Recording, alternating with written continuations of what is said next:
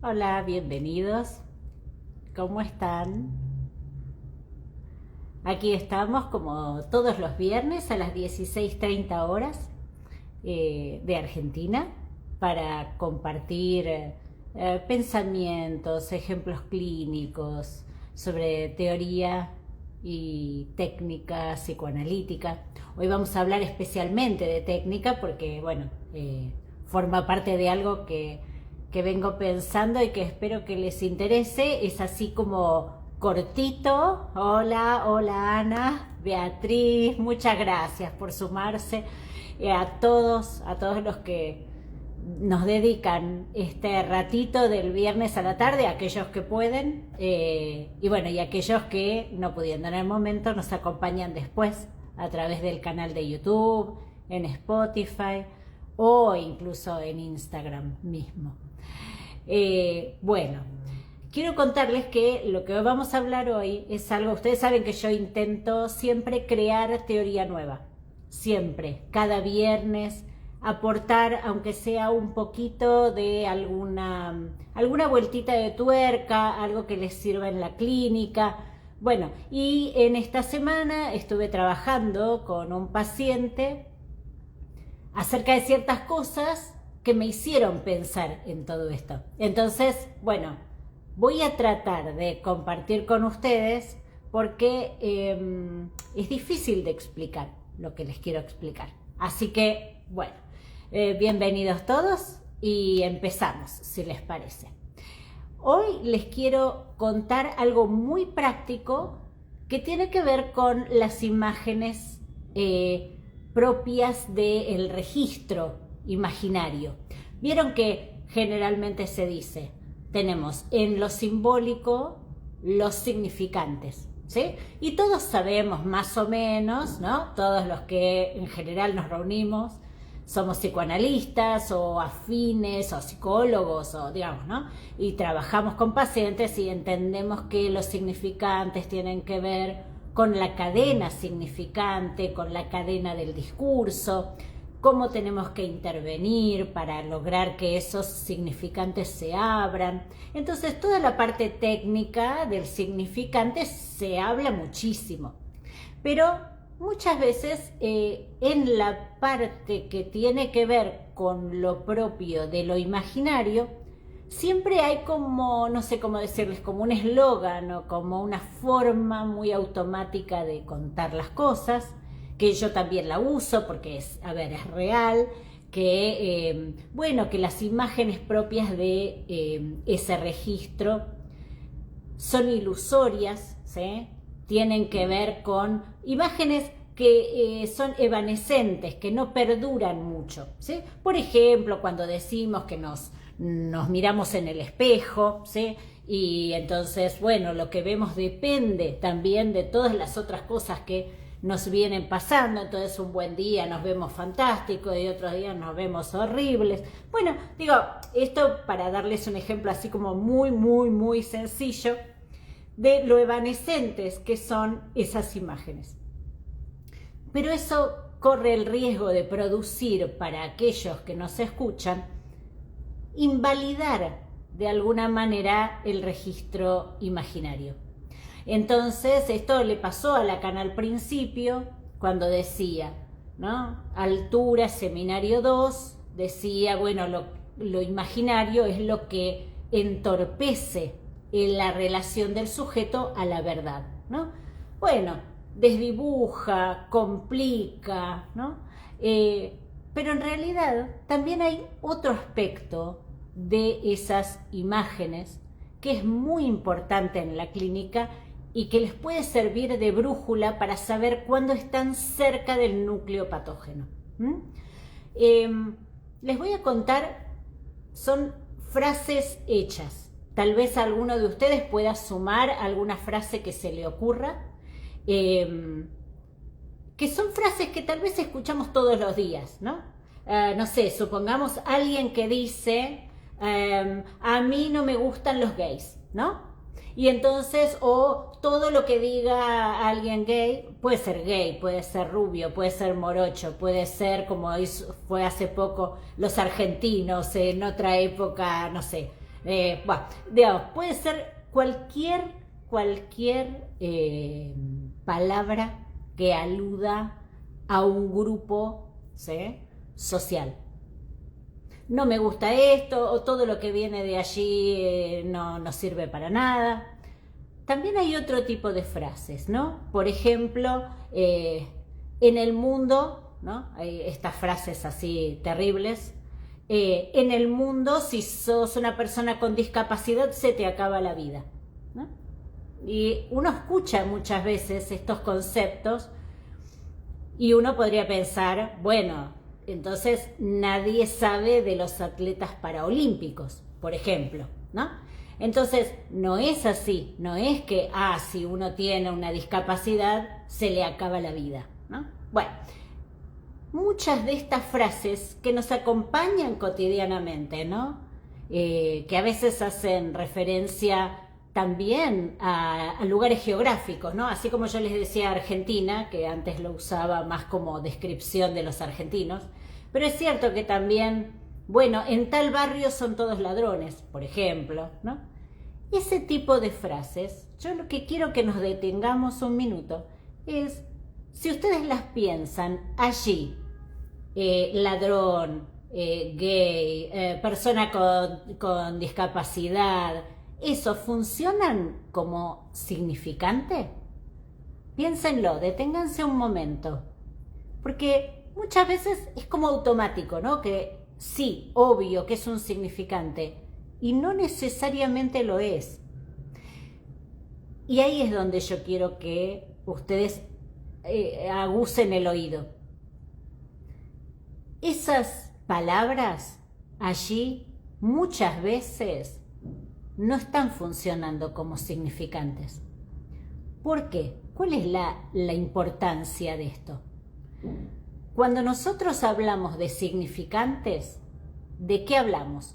De palabras que cuando le preguntamos al paciente por esas palabras, bueno, pueden abrirse, ¿no? Cuando tocamos un paciente con la palabra, ese paciente se angustia o vacila algo en su interior o se queda pensando. La cadena significante corre, va metonímicamente hacia un recuerdo, no sé, supongamos otro significante, pero cuando es del orden de lo simbólico, discurre la cadena, ¿ok? Ahora, ¿qué sucede cuando muchas veces nos queremos acercar a esos pacientes que tienen ese tipo de frases y cuando les preguntamos, uno nota la defensa, ¿no? Esos pacientes que dicen, bueno, sí, yo pienso así de los gays, ¿por qué? ¿Por qué? ¿Usted piensa distinto, no? O, no sé, o que en ese barrio hay ladrones, supongamos, ¿no? Y entonces, bueno, esto lo sabemos todos, ¿no? ¿Qué quiere decir esa respuesta? Me importa mucho esto porque cuando esas respuestas uno las escucha, lo que tiene que escuchar es que hay, primero, que la cadena no discurre, ¿sí? Que se queda fijada, al contrario, se quedan a la defensiva. ¿Una intervención en esa línea sirve? ¿Sirve que el analista, si percibe algo de la defensa del sujeto, persista allí? La verdad es que no. Hay muchas formas de entrar a algo sin necesidad de instalarse allí donde algo resiste. ¿Y por qué? ¿Qué es lo que importa de eso? Porque, a ver, hoy van a ser, no sé, los gays o los rubios o los morochos o no sé, o los altos o los bajos, o, digamos, mañana va a ser otra cosa, ¿sí? Pero, ¿qué es lo que importa ahí? Y acá se los voy a dibujar. Yo creo que cuando hay un trauma, y estamos acá en el ámbito del trauma, a ver si ahí, ¿sí? Si nosotros estamos aquí en el ámbito del trauma, lo que sucede es que el trauma, ustedes saben, Freud lo dice, enseguida se le arman defensas alrededor. ¿Vieron? El trauma, para contener ese montante energético que podría desarmar el aparato, uno lo ve, el aparato psíquico, ¿no? Cuando alguien está absolutamente tomado en el momento traumático, el sujeto queda imposibilitado de pensar, ¿sí? Entonces, ¿cómo funciona el sistema, digamos, en el aparato psíquico? Va a contener lo que podríamos llamar la herida, ¿sí?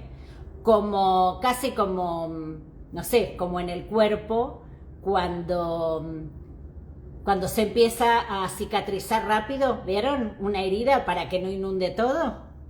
Entonces, ¿qué empieza a haber alrededor? ¿Cuál es la contención? Ay, a ver si... Es difícil dibujar sin mirar, ¿eh? Estoy mirando la pantalla. Estas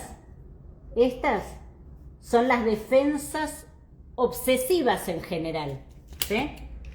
¿Qué significa esas defensas obsesivas? Cuando yo digo defensas obsesivas, son las que enmarcan el trauma, ¿sí? Aquel que la tiene en contra de tal tipo de personas, ¿sí? Es porque seguramente algo le pasó con ese tipo de personas, algo le sucede con eso, entonces reacciona.